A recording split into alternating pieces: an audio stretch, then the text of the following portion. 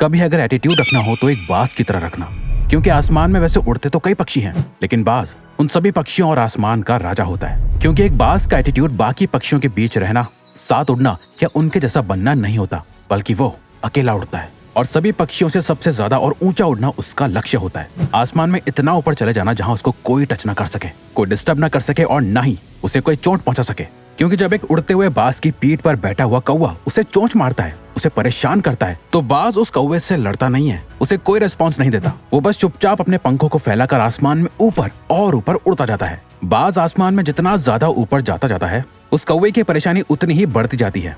वो ऊंचे आसमान में सांस नहीं ले पाता और ऑक्सीजन की कमी की वजह से वो कौवा बेहोश होकर अपने आप गिर जाता है और बाज उस कौवे की चोंच से होने वाले दर्द से मुक्त हो जाता है। दोस्तों, हमारी जिंदगी भी कुछ ऐसी ही है। ये कौवा आपकी लाइफ के सारे चैलेंजेस को दिखाता है और ये बाज आपके स्ट्रॉन्ग मेंटल एटीट्यूड को। एक बाज ही की तरह जिंदगी के आसमान में मुश्किलों के बादलों को अपने पंखों से चीरते हुए ऊंचा उड़ना सीखो, ताकि आपके ये सारे चैलेंजेस अपने आप ही गायब हो जाएं।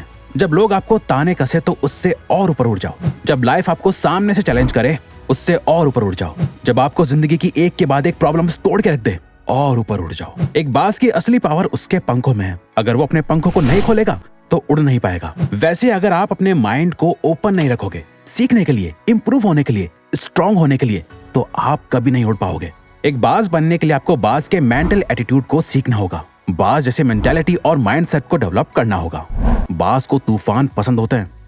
डॉक्टर एपीजे अब्दुल कलाम ने एक बार कहा था, all birds find shelter during a rain, but eagle avoids rain by flying above the clouds. यानी जब आसमान में बादल छा जाते हैं, कुदरत की तरफ से एक तूफान आने का इशारा होता है, जिसे देख बाकी सारे पंछी छुप जाते हैं। एक बाज इसी तूफान से डरता नहीं, बल्कि और ज्यादा एक्साइटेड हो जाता है। बाज इस तूफान के साथ आने वाले चैलेंजेस को बहुत इंजॉय करता है। जब तूफान की हवाएं और ज्यादा तेज हो जाती हैं, वो उस तेज हवा का यूज करके आसमान में और ऊपर चला जाता है। बहुत ऊपर पहुंचने के बाद वो उन बादलों से भी ऊपर आ जाता है जो बादल वो बारिश कर रहे होते हैं। आपकी लाइफ की हर एक प्रॉब्लम में सोल्यूशन छुपा हुआ है, हर एक चैलेंज में अपॉर्चुनिटी छुपी हुई है।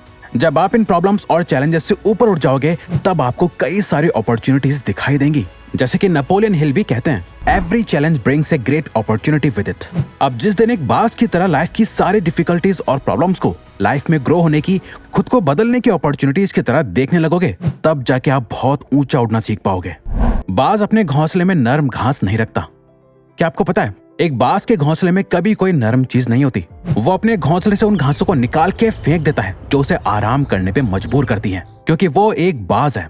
घोंसले में बैठना उसकी फितरत नहीं, बल्कि आसमान में उड़ना ही उसका लक्ष्य है। कहीं वो अपने घोंसले में ज्यादा कंफर्टेबल ना हो जाए, इसीलिए वो अपने बिस्तर को भी जितना हो सके उतना कांटे भरा रखता है। बाज के जब बच्चे होते हैं तो उनके लिए वो नरम घासों से भरा घोंसला बनाता तो है, लेकिन जैसे जैसे बच्चे बड़े होते हैं, वो उन बच्चों को घोंसले से बाहर निकाल देता है और कुछ नरम घासों को भी निकाल देता है।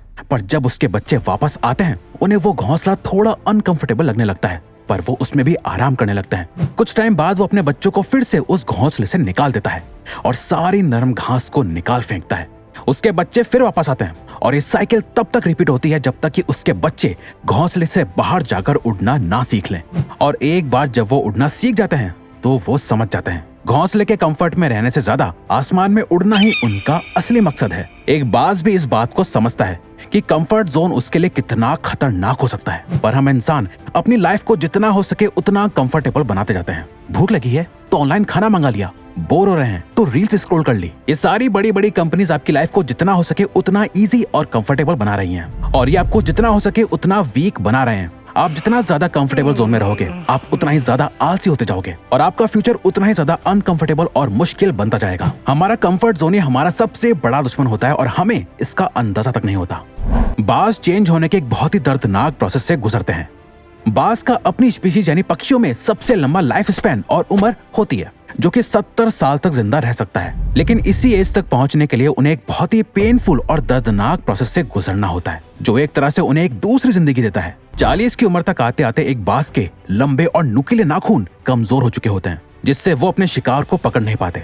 उसकी नुकीली चोंच अब मुड़ चुकी होती है, उसके पुराने सारे पर उसकी छाती से चिपक जाते हैं, जिससे उससे उड़ने में बहुत दिक्कत आती है। अब बाज को एक चॉइस लेनी होती है, या तो वो ऐसे ही मर जाए या फिर अपने आप को एक पेनफुल प्रोसेस से गुजार कर बदला जाए, जिसे करने के लिए वो अपने घोंसले में जाता है और अपनी चोंच को तब तक पत्थर पे जोर जोर से मारता है जब तक कि वो टूट नहीं जाती। फिर वो अपनी चोंच के दोबारा बड़े होने का इंतजार करता है और चोंच ग्रो होने के बाद उस चोंच का यूज करके अपने नाखून उखाड़ देता है और उनका दोबारा ग्रो होने का इंतजार करता है। जब ये हो जाता है उसके बाद वो अपनी चोंच और पंजों से अपने पंखों में से मोटे मोटे फेदर्स यानी पंखों को तोड़कर निकाल देता है और सिर्फ हल्के फेदर्स को रखता है। इसके बाद बाज अपने रिबर्थ की सबसे पहली उड़ान भरता है और खुद को जीने के 30 और साल दे देता है। बाज अकेला ही क्यों उड़ता है?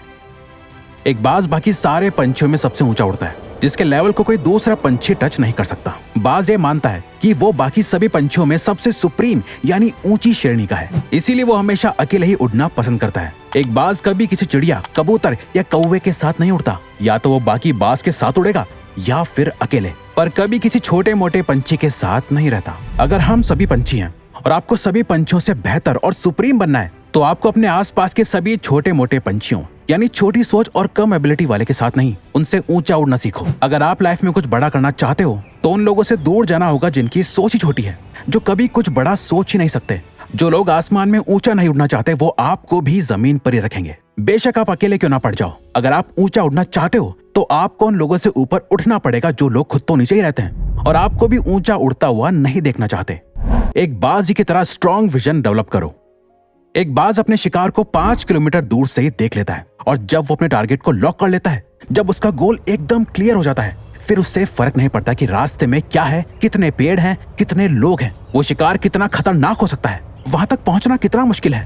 वो कुछ भी करके अपने शिकार को पकड़ ही लेता है और अपने गोल को अचीव कर लेता है। एक बाज कभी इस बात को लेकर परेशान नहीं होता कि उसे अपना खाना कैसे मिलेगा, वो सरवाइव कैसे करेगा, किसी ने उसके लिए कहीं पानी भर के रखा है या नहीं, उसके लिए खाना डाला है या नहीं। वो बस उड़ता है और अपने खाने की तलाश में निकल जाता है। अपने शिकार का वेट नहीं करता कि वो खुद चल के उसके पास आएगा, नहीं, बल्कि सही मौका देखते ही उस पर हमला कर देता है। इस मेंटल एटीट्यूड की वजह से ही एक बाज 70 साल तक सरवाइव कर पाता है, बाकी पंछियों की तरह भूखा नहीं मरता। आपको भी अपनी लाइफ का एक विजन तैयार करना होगा। आप जो चाहते हो उसके लिए काम करना होगा। कोई सामने से आकर आपकी लाइफ नहीं बदलने वाला, आपको खुद अपनी लाइफ की रिस्पॉन्सिबिलिटी लेके खुद को चेंज करना होगा। एक बाज कभी भी मरे हुए जानवरों को नहीं खाता।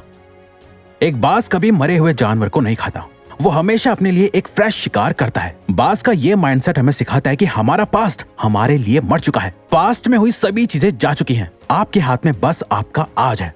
आपका पास्ट एक ऐसी जगह है जहां आपने अपने पुराने वर्जन को गार्ड रखा है। हो सकता है आपने पास्ट में बहुत कुछ बुरा किया हो या बहुत ज्यादा अच्छा, जिसके बारे में सोच सोचकर आप अपने अंदर अलग अलग इमोशंस डेवलप कर रहे हो। ये आपको अंदर से खोखला बना रहा है। अगर आप बार बार अपने पास्ट में झांकते रहोगे तो आप प्रेजेंट यानी आज और अभी में कैसे जी पाओगे? प्रेजेंट में जहां आप अपने फ्यूचर को क्रिएट कर रहे हो, अपने बेस्ट वर्जन को डेवलप कर रहे हो, उस पर फोकस करो। अगर बाज से कोई शिकार मिस हो जाए, उससे बच के निकल जाए, तो क्या वो इस बात के लिए रोता है, दुख मनाता है और इस गम में भूखा रहता है कि वो शिकार नहीं कर पाया? नहीं, बल्कि वो फौरन अपने अगले शिकार को ढूंढने निकल जाता है। आप भी एक बाज बनो, अपने पास्ट को दफना दो और अपने प्रेजेंट में जीकर अपने फ्यूचर को क्रिएट करो। अब अगर आपको ये वीडियो अच्छी लगी तो वीडियो को लाइक और चैनल को सब्सक्राइब करके हमें सपोर्ट करो और बेल नोटिफिकेशन ऑन कर लीजिएगा ताकि आप आने वाली वीडियोस मिस ना कर पाओ। Thank you for watching.